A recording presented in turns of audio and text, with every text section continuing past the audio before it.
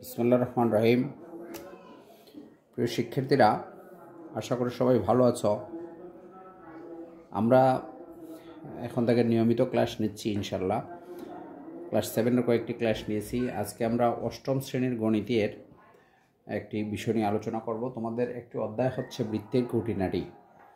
বৃত্তের খুঁটিনাটি চ্যাপ্টারটা হচ্ছে অষ্টম শ্রেণীর গণিত বইয়ের পৃষ্ঠা নাম্বার 148 পৃষ্ঠায় বৃত্তের খুঁটিনাটি চ্যাপ্টারটি আছে। তাহলে চলো আমরা বৃত্তের খুঁটিনাটিতে আজকে তোমাদের সামনে বার্ষিক পরীক্ষায় ভেরি ইম্পর্ট্যান্ট একটি টপিকস আছে, সেটা নিয়ে আলোচনা করব। যেমন ধরো, একটি বৃত্ত, আমাদের তো হোয়াইট বোর্ডে আমরা হাত দিয়ে বৃত্ত অঙ্কন করলাম।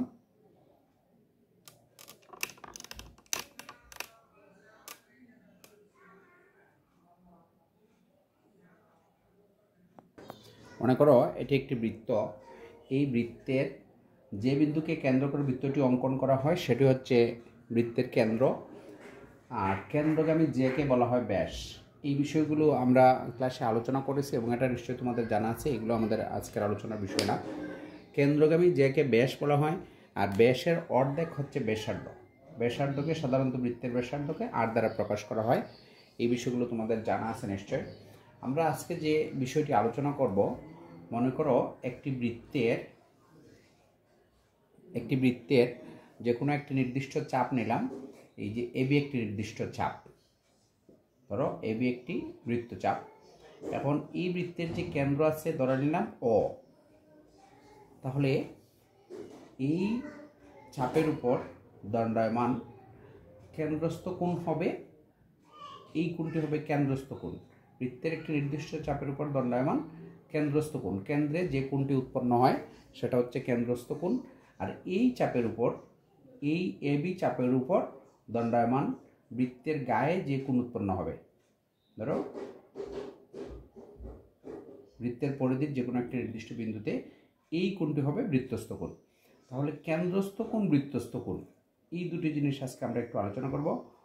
তাহলে এখানে হচ্ছে কোণ এ ও এসিবি, এই কোণটি হচ্ছে বৃত্তস্থ কোণ, বৃত্তের গায়ে যে কোণ উৎপন্ন হয়। আর এই যে কোণ এ ও বি, এটা হচ্ছে কেন্দ্রস্থ কোণ। একটু ভালো করে খেয়াল করবে, বৃত্তস্থ কোণ, কেন্দ্রস্থ কোণ, এইটার একটা সম্পর্ক আছে, সেটা নিয়ে আমরা আজকে আলোচনা করব। তাহলে আমরা বুঝলাম যে বৃত্তের একটি নির্দিষ্ট চাপের উপর দণ্ডায়মান কেন্দ্রে যে কোণটি হবে সেটা হবে কেন্দ্রস্থ কোণ, আর বৃত্তের গায়ে যে কোণ উৎপন্ন হবে সেটা হবে বৃত্তস্থ কোণ। এখন একটি নিয়ম হচ্ছে যে কেন্দ্রস্থ কোণ বৃত্তস্থ কোণের দ্বিগুণ। একই চাপের উপর দণ্ডায়মান সবসময় কেন্দ্রস্থ কোণ বৃত্তস্থ কোণের দ্বিগুণ। কেন্দ্রস্থ কোণ, এই জিনিসটি মনে রাখবে, কেন্দ্রস্থ কোণ বৃত্তস্থ কোণের দ্বিগুণ। কেন্দ্রস্থ কোণ বৃত্তস্থ কোণের দ্বিগুণ। তার বিপরীত হয় যে বৃত্তস্থ কোণ কেন্দ্রস্থ কোণের অর্ধেক। এখানে ভেরি ইম্পর্ট্যান্ট যে বিষয়টি হচ্ছে কেন্দ্রস্থ কোণ বৃত্তস্থ কোণের দ্বিগুণ, অর্থাৎ এই যে কোণটি, এটা হচ্ছে বৃত্তস্থ কোণ। এই বৃত্তস্থ কোণ যত ডিগ্রি হবে কেন্দ্রের কোণটি তার ডবল হবে। অর্থাৎ এটা যদি ধরো আমরা 30 ডিগ্রি, বৃত্তস্থ কোণ যদি হয় 30 ডিগ্রি, তাহলে কেন্দ্রস্থ কোণ হবে 60 ডিগ্রি, 60 ডিগ্রি। আবার উল্টাটা আমরা বলতে পারি যে কেন্দ্রস্থ কোণ যদি 60 ডিগ্রি হয় তাহলে বৃত্তস্থ কোণ হবে 30 ডিগ্রি। অর্থাৎ বৃত্তস্থ কোণ কেন্দ্রস্থ কোণের অর্ধেক। এই দুটি নিয়ম মনে রাখতে হবে। বৃত্তস্থ কোণ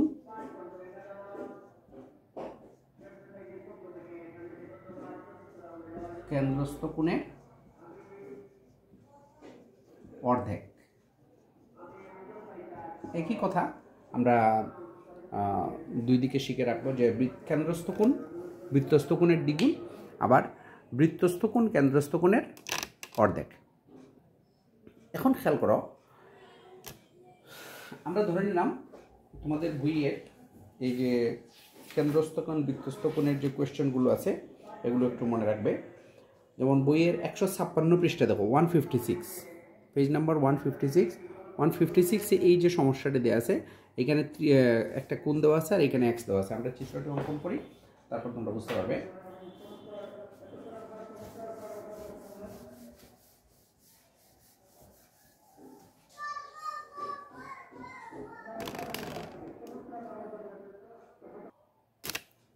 এই যে চিত্রটি দেখো, এই চিত্রটি তোমাদের বইয়ের পেজ নাম্বার 156-এ, ম্যাথমেটিক্স বইয়ের পেজ নাম্বার 156-এ দেওয়া আছে যে একটি কোণ দেওয়া আছে, একটি চাপ হচ্ছে এসি চাপের উপর দণ্ডায়মান, বৃত্তস্থ কোণ হচ্ছে 30 ডিগ্রি।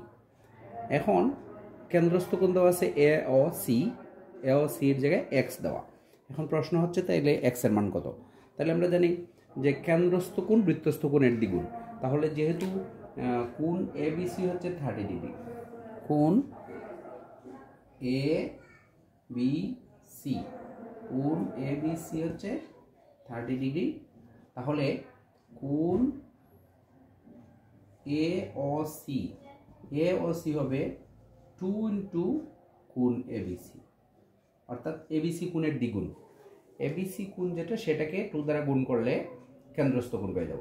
তাহলে এ ও সি হচ্ছে এক্স, তাহলে আমরা লিখতে পারি এক্স ইকুয়াল 2 কোণ এবিসি। তাহলে 2 ইন্টু এবিসির মান হচ্ছে 30 ডিগ্রি, তাহলে এক্স ইকুয়াল হবে 60 ডিগ্রি। তাহলে আশা করি এই সমস্যাটি বুঝতে পেরেছ। আমাদের মূল যে টার্গেট কথাটি ছিল যে কেন্দ্রস্থ কোণ বৃত্তস্থ কোণের দ্বিগুণ। এখন যদি কেন্দ্রস্থ কোণ দেয়া থাকে ধরো 60 ডিগ্রি, তাহলে বৃত্তস্থ কোণ হবে 30 ডিগ্রি।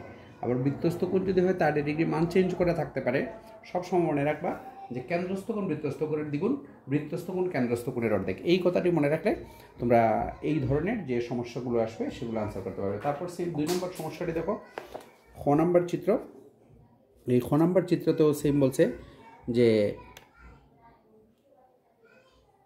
খ নম্বর চিত্র, এখানে দেখো দেওয়া আছে 50 ডিগ্রি, তাহলে এটা হচ্ছে বৃত্তস্থ কোণ পি ও আর।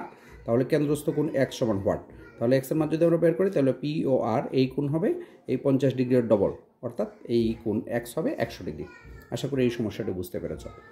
তাহলে আমরা এই কেন্দ্রস্থ কোণ বৃত্তস্থ কোণের দ্বিগুণ এবং বৃত্তস্থ কোণ কেন্দ্রস্থ কোণের অর্ধেক। সেম আরও কতটি সমস্যা আছে, গ, ঘ, উম, এগুলো আমরা নেক্সটে আলোচনা করব।